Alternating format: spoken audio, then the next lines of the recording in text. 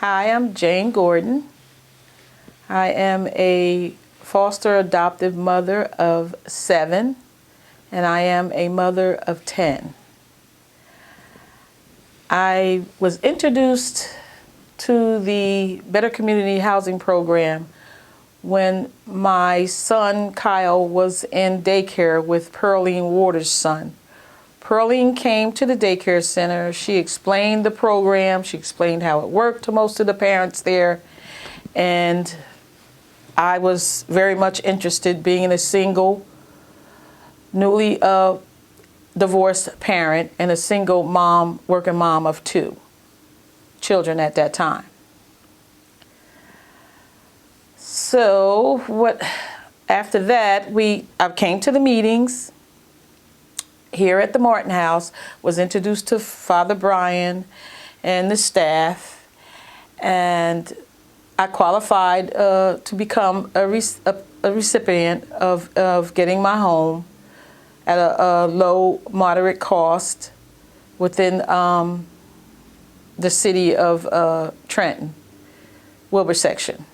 At the time, I was living on Poplar Street with my mom, with my 2 children, young children at the time, and working full-time at the Department of Community Affairs. So I went through the sweat equity of building my house. I got a home picked out on Turl Avenue. Actually, I picked my home out. Everybody went into that home and it was tore up. It was horrible. Everybody said, "Oh no, we don't want this one. We don't want this one." I looked around and I saw the possibilities. I said, "Oh no." I said, "This is my home right here. I'm going to get this one." So I worked with the help of my neighbor, which was Kathy Bellamy at the time on Turl Avenue. She became my neighbor because she got a home on Turl Avenue also. We worked together. We helped each other with the sweat equity. So we went through the sweat equity was great. I learned how to properly use a hammer. I learned how to properly install a box, the little box that the plug. I was surprised. We went to the classes in the evenings to learn how to install the little boxers. And what I remember distinctly, when they were putting in a window, how to use that miter box when you get those corners to cohesively come in together. So at the same time, I was learning how to be self-sufficient, how to care for my home once I moved into it. So back to the house. We worked really hard into the house. I remember, I think the last thing was the kitchen. With her own hands and the help of volunteers, Jane rebuilt an abandoned home for her family, part of a unique program started by Martin House to give the poor a chance at owning a home. When I first came into this house, it had rubbish everywhere. The kitchen was really ran down. The floor was like there were the holes in the floor when you walked in the kitchen. Everybody said, "Yuck, no way, I don't want this one." I said, "This is my house. I want this one." I've never had an eat-in kitchen, but guess what? Some things you can't get. You have to overlook it and move on. But my kitchen was my pride and joy. It led out to my backyard. My backyard was a nice sized backyard for me and my kids because I like to barbecue. I like to cook out, and I like to invite the neighborhood kids in, parents in, and we like to have a good time in the yard. So after that, I'm still working now, still working full time. Kids going to daycare, and one was in school, one was in daycare at the time. Still working really hard. But by the time we finished our homes, I believe it was almost around November. It was around November because we were excited that we were going to possibly be in and have our first Christmas in our very own home. So we finished up in November. I'm not sure whether we had Thanksgiving there, but I know I had Christmas there. So we finished up, and when we finished, I had 2 kids. I ended up with 2 extra rooms. Because there was two rooms on the 3rd floor, and 2 rooms, maybe and a half, on the 2nd floor, and then it was my room. So I was trying to figure out, what could I do with these 2 rooms that I have extra? So I said, well, maybe I could make this a closet, my walk-in closet.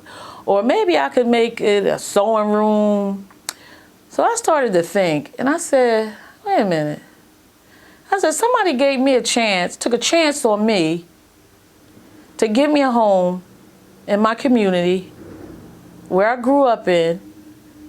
So I thought about being a foster parent, to give somebody, to extend that home to somebody else in need. So that's how I first got interested in becoming a foster parent, because I wanted to give back to my community what they had given to me. So that was a no-brainer. So that's how I became a foster parent. And from that day on, I've had probably over maybe 50, 60 kids come through my home. And I still have 7 of them I adopted.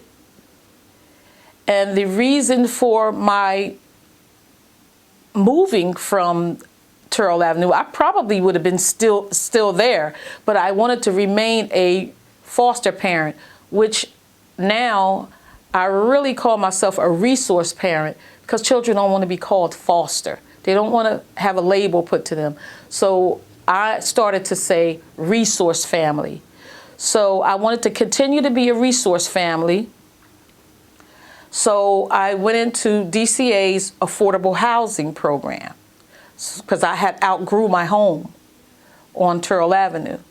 So I'm still in affordable housing, but with DCA now. 6, Essence Magazine had an article on foster care, children in the foster system. I submitted a article, and it was published in 1996. I explained to Essence Magazine that I too was a foster/resource parent, and that it was the best feeling in the world. If you don't believe me, just try it. And that stemmed from the Better Community Housing Program taking a chance on a single mom, clerk typist with 2 kids, just divorced. They took a chance on me to give me a home in the community. And that's why I gave myself, my passion was to give back to the community, give someone else a home that needed, preferably children, and I have been doing that ever since. So, let's see. My house. I remember that in that article. In the article, the article that with Martin Sheen, I plopped down, and when we were moving in, our clothes were just like, we brought our clothes in, put them on the bed, and I just plopped down on the bed and just thank God, thank the Better Community Housing Program. It was overwhelming. And I felt great. We finished in January. I just looked at it. I just plopped down into a mounds of clothes. The feeling was just, I can't even describe it, because I never thought that I would become a homeowner, especially being a single mom, just a clerk typist at the time. So, to this day, I get all teary-eyed, because, again, people don't take chances on people that they don't believe in. And if your credit is not that great and you don't make that much money, they just overlook you. They don't even give you a chance to prove that, okay, if you give me this chance, I'm going to make it good. I'm going to prove you wrong. I'm going to pay my monthly bills like I'm supposed to because I'm so grateful to get this opportunity. So I got to wait a minute because I kind of get choked up here.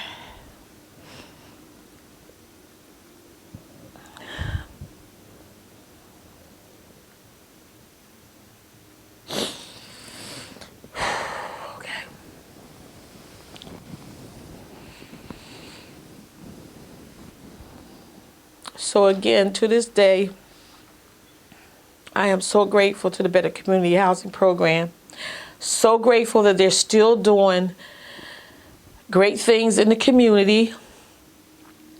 And because, again, of the Better Community Home Program, I am a volunteer in the community. I'm an avid volunteer in this community. Whatever's going on in this community, I'm there. Everybody knows me from volunteering in the community. And that all stems from volunteering at the Better Community Home Program and them taking that chance on this single mom and her 2 children. Thank you. Jane's home is only one of 70 such homes that Martin House has built. The program works, but what we've got to be able to do is make it work for many more people. When men and women have their own homes, when they have a stake in their own neighborhoods, when they can feel part of a community, then you can talk to them about rebuilding their lives. And better housing is only one part of the total program that Martin House offers.